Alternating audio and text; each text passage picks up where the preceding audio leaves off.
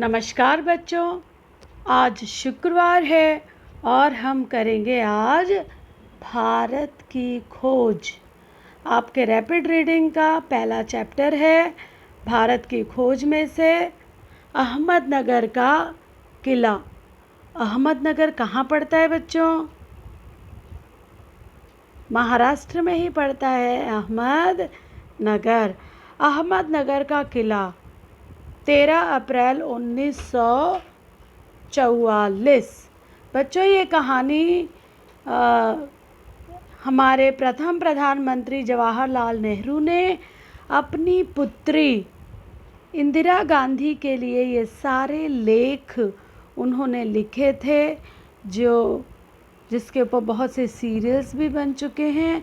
सो मैं तो चाहती हूँ कि आप भारत की खोज पढ़ने से पहले वो जो सीरियल्स बनाए गए थे वो आप एक बार देख लें। भारत की खोज, इसके कहने वाला यह मेरी 9वीं जेल यात्रा थी। कौन है? जवाहरलाल नेहरू, पंडित जवाहरलाल नेहरू, हमारे प्रथम प्रधानमंत्री भारत के। यह मेरी 9वीं जेल यात्रा थी। हमें यहाँ आए 20 महीने से भी अधिक समय हो चुका था। जब हम यहाँ पहुँचे तो अंधियारे आकाश में झिलमिलाते दूज के चांद ने हमारा स्वागत किया। दूज का चांद मतलब पूनम, जब चांद आसमान में खूब खिला रहता है, खूब फुल मून रहता है। शुक्ल पक्ष शुरू हो चुका था। बच्चों, आपको पता है शुक्ल पक्ष और कृष्ण पक्ष क्या होता है? 15 दिन जब चांद आसमान में पूरा दिखाई पड़ता है तब क्या होता है? तब होता है शुक्ल पक्ष। ठीक है, आसमान में चांद दिखाई देता है तब हम उसको कहते हैं शुक्ल पक्ष। और कृष्ण पक्ष किसे कहते हैं? जब 15 दिन का अंधेरा होता है, चांद दिखाई नहीं देता, तब उसको कृष्ण पक्ष कहा जाता है। हो चुका था। तब से हर बार जब नया चांद उगता है तो जैसे मुझे याद दिलाता है कि मेरे कारावास का 1 महीना और बीत गया। चांद मेरे बंदी जीवन का स्थायी सहचर रहा है, सहचर साथी। वही मुझे सहचर यानी साथी, साथी रहा है। वही मुझे इस बात की याद दिलाता है कि अंधेरे के बाद उजाला होता है। बच्चों, बहुत ही सुंदर लाइन है। अंधेरे के बाद उजाला होता है। आज कोरोना की महामारी की वजह से हर किसी का जीवन त्रस्त है, लेकिन बच्चों, हम सबको इन घड़ियों में भी यही याद रखना चाहिए कि अंधेरे के बाद उजाला होता है। ये देखिए चित्र दिया है अहमदनगर के जेल का, जहाँ पर 1953 में जवाहरलाल नेहरू ने अहमदनगर किले की पुनः यात्रा की। रूम नंबर, कौन से रूम में थे वो?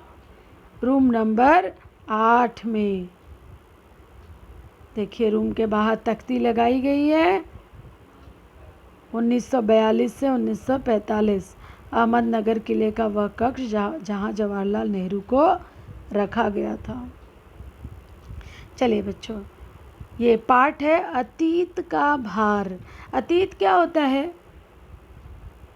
Anyone any idea? अतीत किसे कहते हैं? अतीत यानी हमारे पहले का, यानी भविष्य व भूतकाल जो बीत गया है, जो बीत गया है, उस काल का भार। तो हमारे ऊपर किस किन चीज़ों का अतीत का भार है।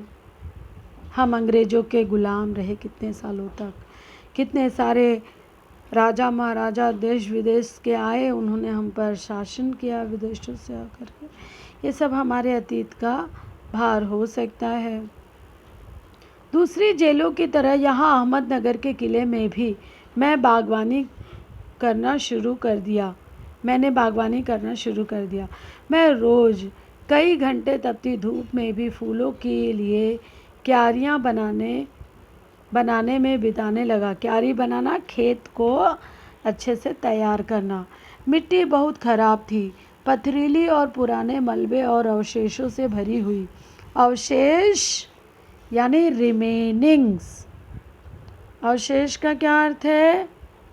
रिमेनिंग्स मतलब जो चीज़ें बची खुची रह जाती हैं उसे कहते हैं अवशेष।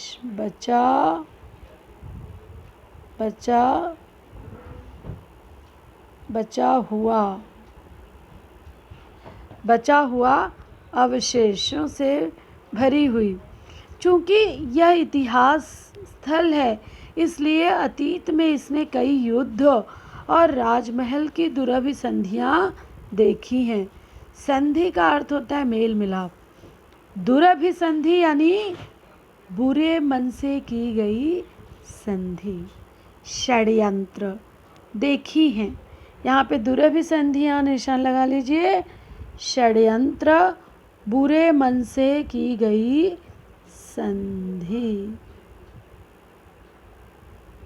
बुरे मन से की गई संधि, दुरभिसंधियाँ देखी हैं।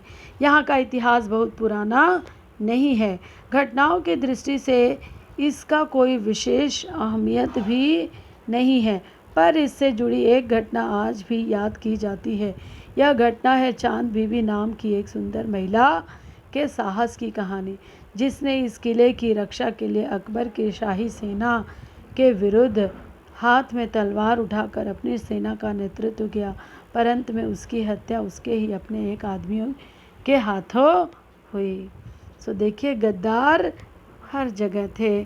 चांद बीबी के साथ भी ऐसा ही हुआ। खुदाई के दौरान हमें ज़मीन की सतह के बहुत नीचे दबी हुई प्राचीन दीवारों के हिस्से और कुछ गुंबदों और इमारतों के ऊपरी हिस्से मिले। हम बहुत दूर नहीं जा सके, क्योंकि न तो अधिकारियों से इसकी मंजूरी मिली थी और न ही हमारे पास इस काम को जारी रखने के साधन थे। अब मैंने कुदाल छोड़कर हाथ में कलम उठा ली है, पर मैं जब तक आज़ाद नहीं हो जाता और कर्म के माध्यम से वर्तमान को अपने अनुभव का हिस्सा नहीं बना लेता, मैं उसके बारे में नहीं लिख सकता। न ही पैगंबर की भूमिका अख्तियार कर मैं फ़िलहाल भविष्य के बारे में लिख सकता हूँ। मतलब जो कुछ हो गया है बस उसके बारे में ही लेखक कुछ भी लिख नहीं सकता जब तक कि वह स्वयं अपने जो लिख रहा है उससे संतुष्ट न हो जाए, उसके बारे में सही जानकारी न ले ले। बचा रहता है अतीत, पुराना, प्राचीन, पर मैं उसके बारे में भी किसी इतिहासकार या विद्वान की तरह विद्वत्तापूर्ण शैली में नहीं लिख सकता। मैं पहले की तरह अपने आज के विचारों और क्रियाकलापों के साथ संबंध स्थापित करके ही उसके बारे में कुछ लिख सकता हूँ। गेटे कौन थे? एक इतिहासकार थे। गेटे ने एक बार कहा था कि इस तरह का इतिहास लेखन अतीत के भारी बोझ से एक सीमा तक राहत दिलाता है। मतलब लेखक जो कहना चाहते हैं कि जो कुछ मुझे ज्ञात है बस उतना ही मैं एक ईमानदारी से लिख रहा हूँ। मुझे अपना विचार डाल करके वो सब करने की से इतिहास को तोड़ मरोड़ नहीं करना है। अतीत का दबाव, दबाव यानी प्रेशर, स्ट्रेस। दबाव अच्छा हो या बुरा, भला हो या बुरा, दोनों तरह अभिभूत करता है। अभिभूत, प्रभावित, अभिभूत, प्रभावित। ओके, दोनों तरह प्रभावित करता है। निशान लगा लीजिए, प्रभावित, अभिभूत, अभिभूत करता है। कभी कभी यह दम घोटू होता है, खास तौर पर उन लोगों के लिए जिनकी जड़ें बहुत पुरानी सभ्यताओं में होती है, मसलन भारत और चीन की सभ्यताएं। हमारी सभ्यता कैसी है? बहुत प्राचीन है। आखिर मेरी विरासत क्या है? मैं किन बातों का उत्तराधिकारी हूँ?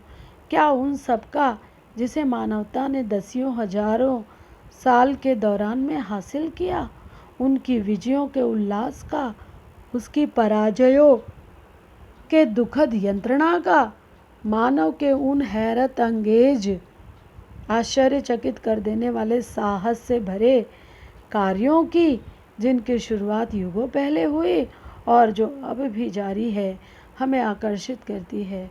मैं इस सब का वारिस हूँ, साथ ही उस सब का भी जिसमें पूरी मानव जाति की साझेदारी है। हम भारतवासियों की विरासत में एक खास बात है जो अनोखी नहीं है, क्योंकि कोई व्यक्ति औरों से एकदम अलग नहीं होता। अलबत्ता एक बात हम लोगों पर विशेष रूप से लागू होती है, जो हमारे रक्त, मांस और अस्थियों में समाई है। इसी विशेषता से हमारा वर्तमान रूप बना है और हमारा भावी रूप बनेगा। इसी विशिष्ट विरासत का विचार और वर्तमान पर इसे लागू करने की बात एक लंबे अरसे से मेरे मन में घर किए जा रही है। हमारा भावी रूप बनेगा, मैं इसी के बारे में लिखना चाहता हूँ।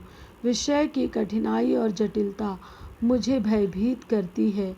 मुझे लगता है कि मैं कहीं सतही यानी ऊंचा, छिछोरापन, सतही यानी एकदम ऊपर ऊपर का, जिसमें कोई डेप्थ न हो, सतही, और सतही तौर पर इसका स्पर्श ही कर सकता हूँ। सिर्फ ऊपर ऊपर से लिख सकता हूँ, बहुत कुछ है अंदर जो लिखने के लिए भरा पड़ा है। चलिए, ये पाठ बच्चों यहीं पर समाप्त होता है। चलिए बताइए, इसमें कौन कौन से प्रश्न बनेंगे?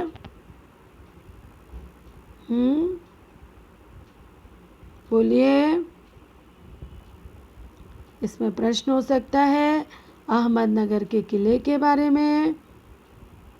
अहमदनगर किले में जवाहरलाल नेहरू कब से कब तक थे? उन्होंने वहाँ पर क्या किया? एक क्वेश्चन नंबर 2 लिखिए। अहमदनगर के किले में वो क्या काम किया करते थे?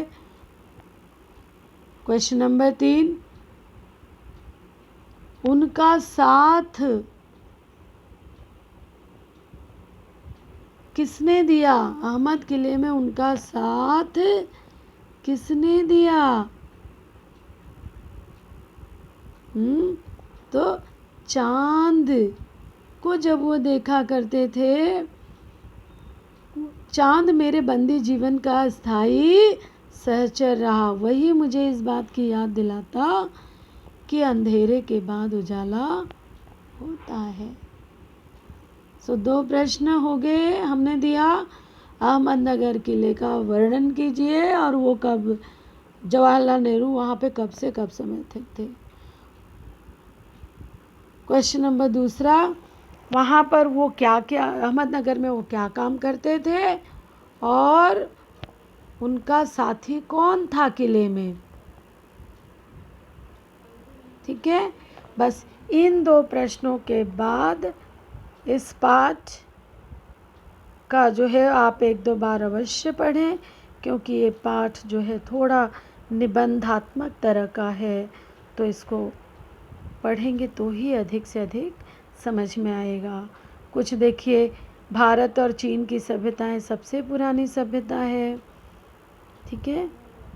लेखक बहुत लिखने से पहले बहुत सावधान होकर लिखना चाहते हैं कि जो कुछ वो लिखें वो गलत ना हो, एकदम सही हो।